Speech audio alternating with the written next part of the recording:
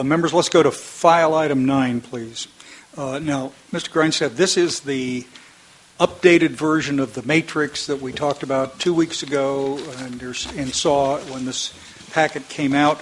Why don't you just explain again the order of this and, have your team walk through the comments, the categories, what you were trying to do, the process you used on distillation of the information, and then before we get into the first recommendation, just the process and the material in front of us, just to be sure.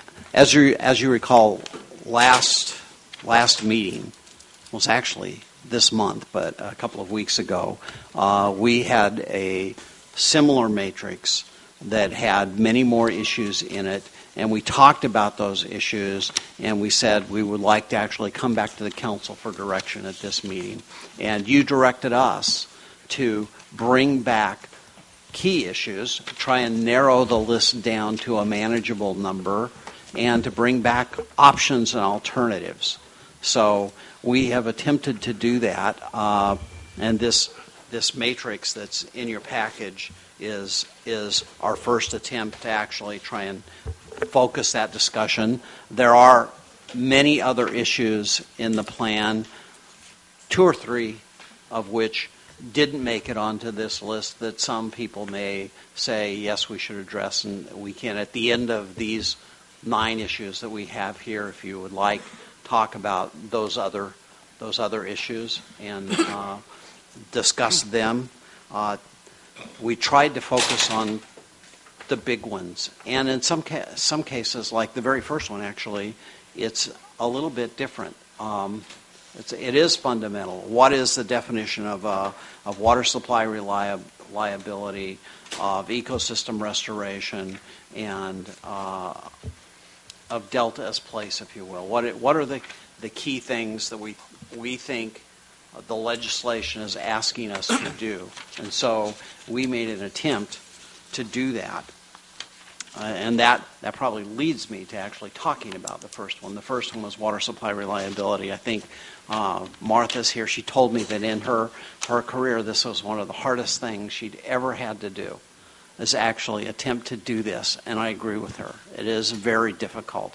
And we had some choices to make. An example of a choice was, do we include with the definition the performance measures that go along with it? And we chose not to do that in this. That may be something that you give us direction to do. We chose a way of wording these things and trying to define them that we think will be helpful in the future, but we know that these things will need to be refined as we move ahead. So with that, should we go right to number 1? Yeah, unless members have questions on this. By the way, the list of comments identifies sources, and those are representative or illustrative of the range of comments. And then we have... Assuming if you gave us all, it would be the 5,100 pages sitting in front of us. Yeah, and these are comments on draft 5. They aren't the comments from the EIR, but they are very similar on these issues. And so this was something that you had asked us for, is what is it that people have said about this? And you can see there's lots of people that say we should have a definition. Some of them have very different ideas of what the definition should be, and we tried to put something together that we thought would be useful for the council to talk about. Okay, well, let's just jump into it with this first recommendation. Who's going to do it? You going to do it? I'm going to do it. All right. The staff actually said... Threw you to the lions. They did. So achieving the co-equal goal, and the fundamental definition is here in bold, achieving the co-equal goal of providing a more reliable water supply for California. Remember, that's the exact language from the statute. Means California is better matching the state's demands for reasonable and beneficial uses of water to the amount of water supply that's available. And then we talk about ways of doing that, and actually there are 2 kind of sub-definitions here. Regions that use water from the Delta watershed reduce reliance. That's actually from the statute also. And we say consistent with area of origin statutes, because again, one of the comments we heard from people was you don't recognize area of origin rights clearly enough, so we wanted to make sure that we recognize those. But we also heard the comment that we need to focus on the foundation of water as defined in statute, reasonable use and public trust. So that is one way of achieving the co-equal goal, and it's by all the regions that use water from the Delta watershed. So that's not just export areas, it's the entire watershed, and as I say, again, that comes from the statute. Then the second part of that is that exports from the Delta will more closely match water supplies available to be diverted, consistent with the co-equal goal of protecting, restoring, and enhancing the ecosystem. And we believe that needs to be done, and we're fairly explicit here, by expanding or by enhancing conveyance and expanding storage. And so that's a real policy that we're putting into the definition, that's, in both cases, we're laying out as part of the definition, what are the things we have to do. We have to do regional self-reliance, including conservation and improving recycling, doing all of those things, and we have to deal with conveyance and build more storage for the future. Okay, let's get into questions. Randy, I think you had one. Yeah, I don't see conveyance mentioned in there. I'm missing it, I guess. Okay, down at the last paragraph there, it says, this will be done by improving conveyance. Got it. Yeah. Okay. And by expanding Ms. Davis, let us get your microphone turned on here for a minute. That's really great. Should be I on did such now. a bad job that she had to come up and help me out. No, I just wanted Wait a minute, Martha, let's Am I not hit there? the mic in front to see if it, or get a little closer, if you would, please. Apparently I need mic lessons. No, you need the microphone about 2 inches closer to you. This close? How's that? Move the mic back while you sit back in your chair. Otherwise, you'll just drift back from it. All right. All right. I just wanted to point out that as part of, well, a couple points. One is the Delta Reform Act did not provide a definition of water supply reliability. What it did give us is an array of strategies and approaches to addressing the issue. And so in this definition, we have tried to make sure that we both gave you a definition and how it will be done. So under the first broad definition of achieving the co-equal goal of providing a more reliable water supply, you'll see a paragraph right below which gives a listing of this will be done by promoting, improving, investing in, implementing. And in that listing of actions, there is included expanded storage and improved Delta conveyance. In addition to that, one of the questions we received from stakeholders in the comments was, okay, that's fine for, big picture California, but what does it really mean if I'm in the Delta watershed, in particular with the Delta Reform Act language addressing reduced reliance on the water from the Delta watershed, and then more specifically, what does it mean in terms of exports within the Delta? And that's why nested underneath the broader definition is language that attempts to provide you with clarity of what we think improving water supply reliability means within the Delta watershed, consistent with the Delta Reform Act, and then within the exports for the Delta itself. And so you'll see this theme running through it of recognizing that improving water supply reliability at whatever geographic scale you're working, it's a two-part equation. It's how we use the water, and it's how we develop more supplies. And ultimately, the challenge for California, particularly in light of scarce resources, is how we put those two pieces together. Within the Delta, I think one of the things we would like to see is more predictability, consistent with the protection of Delta's place and the ecosystem, the co-equal goals. Certainly within the reduced reliance, we're seeing the same kind of discussion where we're talking about how do we do more across the state to better manage these water resources, and at the same time doing all that we can to develop additional supplies. I want to just throw a suggestion, and it comes out of the National Academy report. I like the first starting definition. It builds off what's in the fifth draft Delta plan of matching demands to use, but it lacks some punch. And I want to read two sentences from the National Academy report that I think are probably closer to a common sense approach to this than anything else. And the first is page 31. They say, there has been little recognition in recent and current planning for the Delta that water is a scarce resource and that modern management plans must be tailored to manage scarcity. And then they say, a few pages later on page 38, the fact of water scarcity does not mean the state is running out of water. Although most surface flows have been fully allocated or over-allocated, the state can use a number of tools that optimize the use of existing supply. And then they go on to say some under existing authority, some may require new legislation. I think that helps explain the language you've got there in the boldface.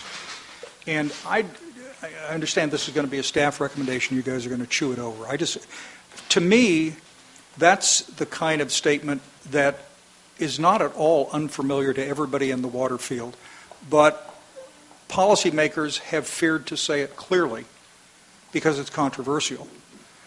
And it's controversial because if you think that there is an endless supply of water out there, it is reasonable to demand endless water for business, industry, agriculture, ecosystem, or any of the other purposes. But if it's a constrained system, then it requires different management judgments, and I think that's supported. Now, that's a suggestion on language from the National Academy reports, and I want to think about it, but I think that would make sense. I want to, Martha, just talk to you about one of the italicized, I guess the first bullet point on this. Yes. And your starting phrase is regions that use water from the Delta watershed will. And that, of course, comes from Water Code Section 85021, the notion that reduce reliance, but it's the sentence that reads, each region that depends on water from the Delta watershed shall. That's the one you use.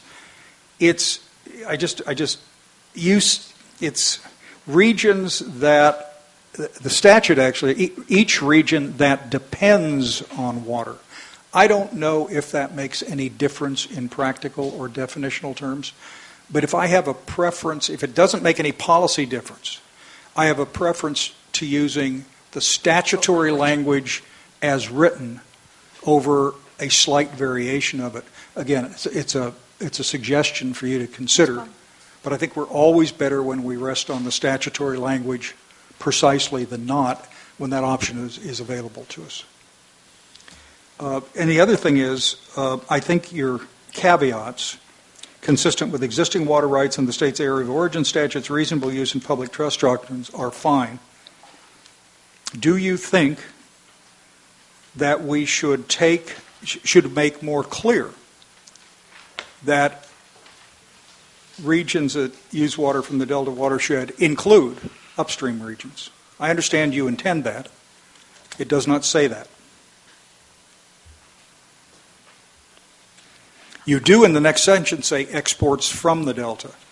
You don't say, I noticed somewhere, in Delta use. As a matter of fact, we got a letter this morning from somebody in Discovery Bay that wanted all in Delta users to be exempt, I think, from the whole Delta plan, if was their proposal.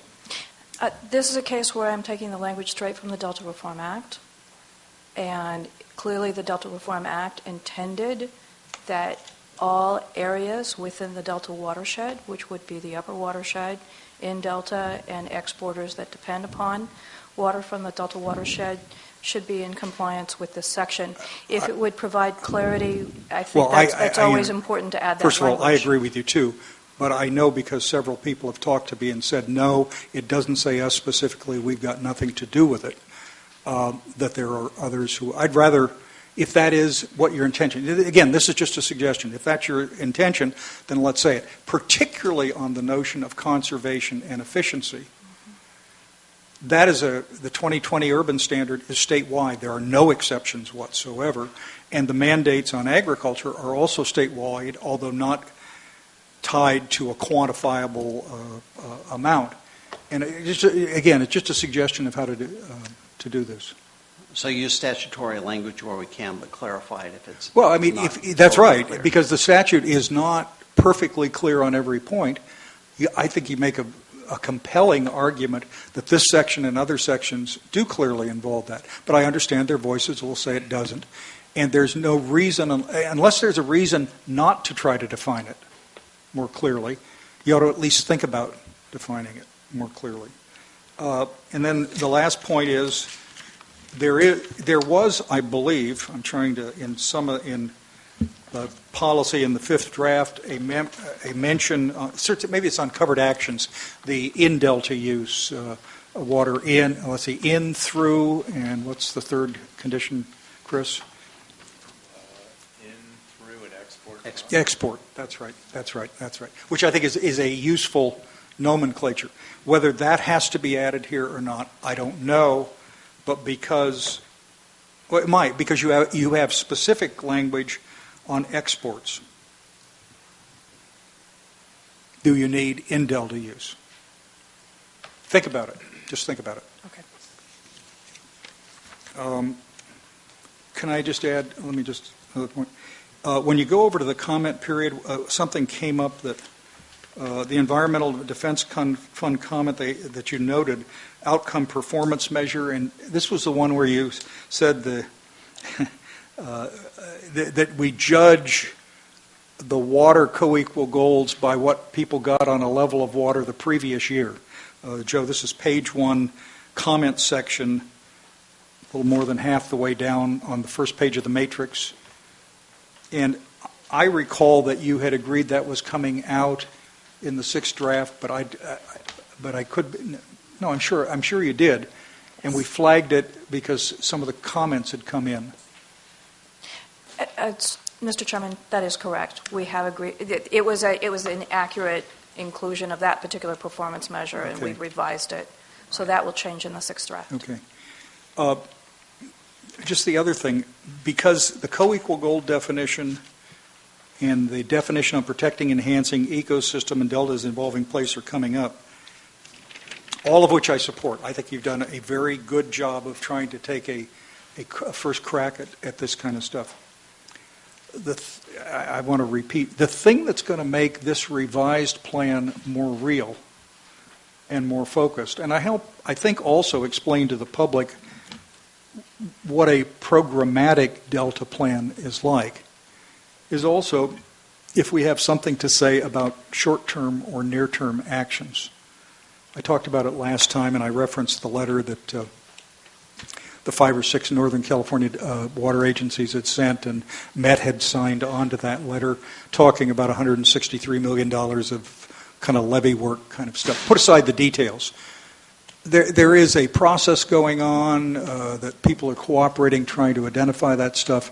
If there's something around, that gives us a package that is a better explanation than abstract and theoretical programmatic stuff alone. That's all. I'm through.